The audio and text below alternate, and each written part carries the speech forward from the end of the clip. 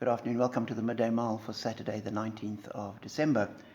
In John chapter 9, we have the story of a man born blind whom Jesus heals and provokes this long debate about good and evil and who can and can't heal and what should happen on the Sabbath.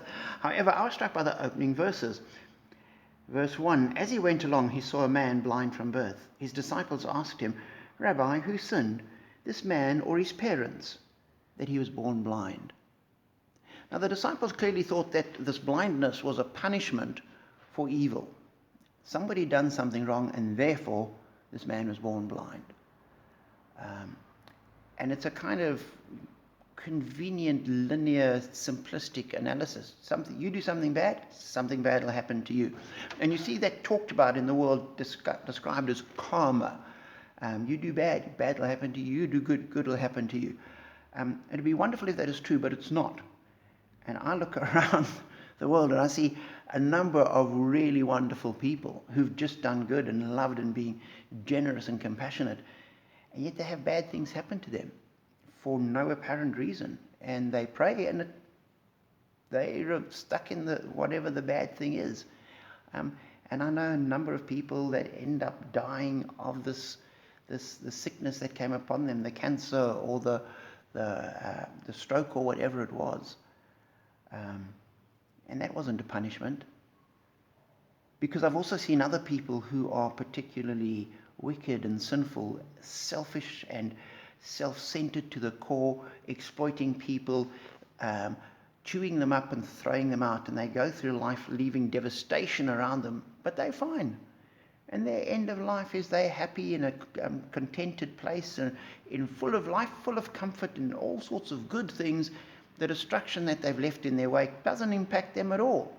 And they die in their bed. They deserve to suffer, but they don't. And so any notion of karma is completely wrong. And the disciples got it wrong here. And Jesus' response to them is helpful. Neither this man nor his parents sinned, said Jesus. But this happened so that the works of God might be displayed in him. And he's saying this bad thing happened not as a punishment. This was just part of life.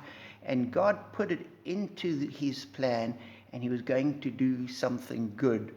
Some good was going to come out of this. And you read the chapter and you see that happening. And as we go through life, we need to remember that God is working.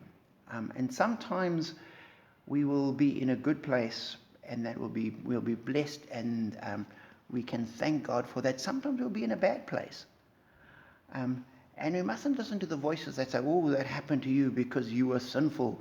This is God's punishment on you. No, God doesn't punish us here and now. There might be punishment in eternity, but it's not here and now. And what we can do is we can seek God's face, and we can say, Lord, move us closer to you. Lord, help us to become more like you. But we need to be praying that anyway. Whether good things or bad things happen to us, that should be our prayer. God, make us more like Jesus. And so go through life emulating Jesus as much as possible.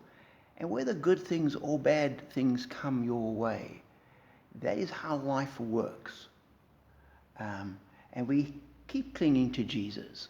And we keep trying to be closer to him, knowing that God's purpose will work itself out. Maybe we will see what it is, maybe we won't. But we can go through life trusting that God is at work in us and through us in all situations. And so we listen to Jesus. Neither this man nor his parents sinned. It's not a judgment for sin, rather than the disciples. Whose fault is it? So be encouraged by that. Know that God is with you, and be blessed.